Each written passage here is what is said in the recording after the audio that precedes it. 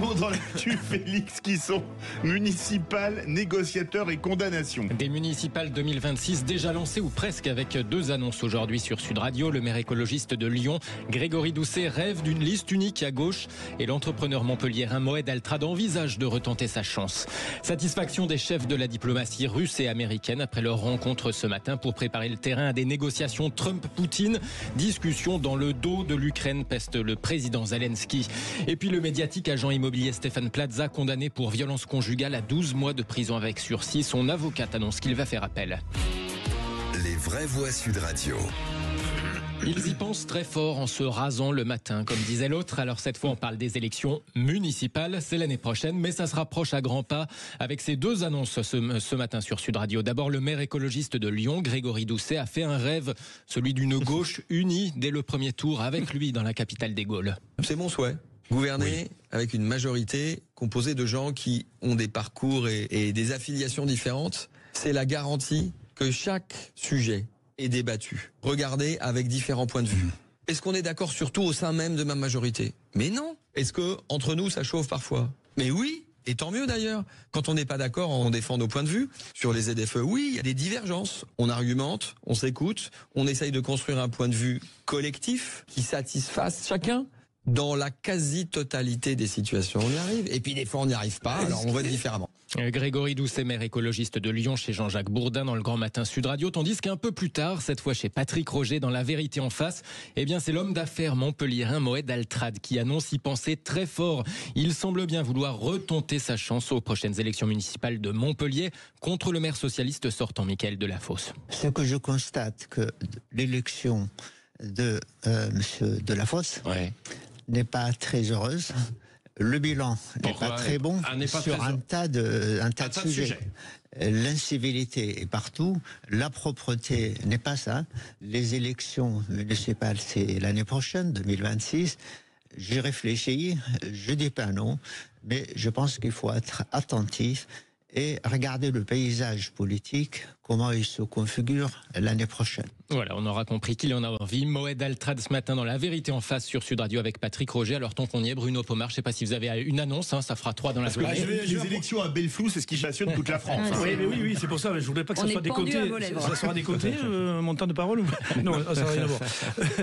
Non, moi je me représente, oui, parce qu'on a une petite équipe et qu'il n'y a pas de sujet. Vous voyez, c'est moi qui le dis. J'ai une question. Est-ce que Belleflou, c'est un tremplin pour l'Élysée? Écoutez, Philippe, je voulais pas le dire ce soir, mais effectivement, c'est. On va avoir un scoop. Il faut pas se moquer des maires comme Bruno. Mais pas du tout. Non, mais je sentis. Pas du tout. Il n'a Alors, pas au contraire. besoin de ça. C'était assez moqueur de sa part. Pas du tout, c'est pas le genre de la boutique. Non, mais une question. Altrad à Montpellier, Jean-Michel Aulas. Eh oui, à Lyon, grand homme d'affaires. Le foot et le rugby. Le foot et le rugby, oui, c'est ça. Est-ce qu'on peut imaginer un maire issu de la société civile à la tête d'une grande ville comme ça? On pourrait le concevoir s'il a réussi par ailleurs. Moed Altrad a réussi formidablement ailleurs, donc pourquoi pas. Mais le maire de Montpellier, je ne le connais pas dans le détail, si j'ose dire, mais il est plus valable qu'il ne le dit. Et moi, on n'est pas d'accord avec Mickaël. Je trouve qu'un chef d'entreprise, a une vision, si tu veux, beaucoup plus large que le politicard. Oui, peut-être, mais je crois qu'il n'a pas l'esprit de dialogue et de compromis qu'il faut avoir pour faire de la politique. Quand on discute dans l'espace citoyen. Tout dépend de la taille de la commune. Faut pas non plus. Oui, tout dépend de la taille de la commune. Mais si vous voulez, jusqu'à maintenant, les gens qui venaient de la société civile en politique, en tout cas en France, n'ont pas produit de merveilleux effets. Notamment, je pense à la Macronie. Donc, je pense que ça demande des esprits différents. Un chef d'entreprise, il est le seul chef dans son entreprise et il décide de tout. En politique, il faut apprendre à avoir l'esprit de compromis, de dialogue, trouver des entre-deux. Et je pense que c'est moins la capacité d'un chef d'entreprise. Voilà. Mais parce qu'un chef d'entreprise comme Aulas ou Altrad, il a quand même un paquet de milliers d'employés. Il fait du management, il fait du compte. Il serait pas capable. Mais il décide de tout. Moi, je suis pas d'accord. Il décide de tout et j'ai envie de dire qu'ils poursuivent d'autres types d'intérêts. Le but de ces gens-là, c'est quand même de gagner de l'argent. Or, le but d'une collectivité, comme Elon Musk, c'est pas forcément de gagner de l'argent. Oui, mais c'est ça. Moi, je trouve que Cette ambiance-là, en tout cas en politique, ne me plaît pas. Le but d'une collectivité, c'est pas forcément de produire de la valeur. Voilà. Je ne suis pas du tout d'accord avec vous. Mais c'est le premier débat. Ça fait pour ça. Vous. Et je ne vais pas argumenter parce que de toute façon, vous allez partir en pleurant. Donc... Moi, je suis un gauchiste. Moi, j'ai tout le temps entre les dents. Ah, c'est ça. Allez. Le deuxième mot, négociateur. Satisfaction de part et d'autre ce matin après la rencontre États-Unis-Russie. Les chefs de la diplomatie des deux pays ont convenu de nommer des négociateurs sur le règlement de la guerre en Ukraine, de mettre en place un mécanisme de consultation, de futures discussions, d'ores et déjà annoncées aussi évidemment entre Vladimir Poutine et Donald Trump, entre les deux présidents. Alors à la sortie de cette réunion préparatoire tout à l'heure, le ministre russe des Affaires étrangères, Sergueï Lavrov, se félicite de cette nouvelle posture des États-Unis. La conversation a été, je pense, très utile. Nous ne nous sommes pas contentés d'écouter, nous nous sommes entendus. Et j'ai des raisons de croire que la partie américaine a mieux compris notre position. Nous partageons un grand intérêt à la reprise des consultations sur les questions géopolitiques, y compris divers conflits dans diverses régions du monde dans lesquelles les États-Unis et la Russie ont des intérêts.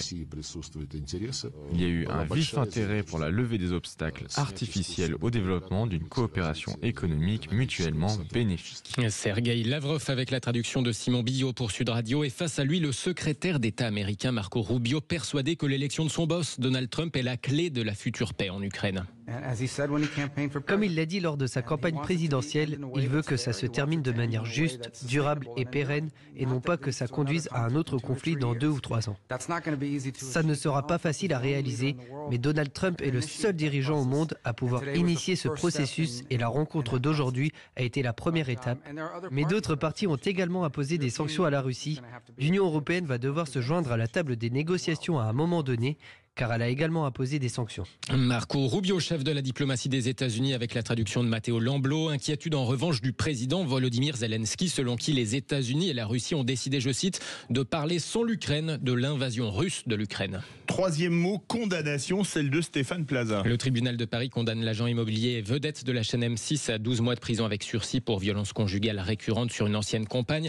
Il a en revanche été relaxé des chefs de violence psychologique habituels, c'est-à-dire récurrentes sur une autre compagne. L'avocate de Stéphane Plaza, Hélène Plumet, annonce qu'il va faire appel. C'est aussi cette pression médiatique qui fait que peut-être que le tribunal s'est dit bon, on relaxe une, mais on en garde une pour dire que quand même donner l'impression que le travail a été fait, alors que vraiment il n'est pas violent. Je le répète, et c'est ça qu'il n'acceptera pas. Un propos recueilli par l'agence France Presse.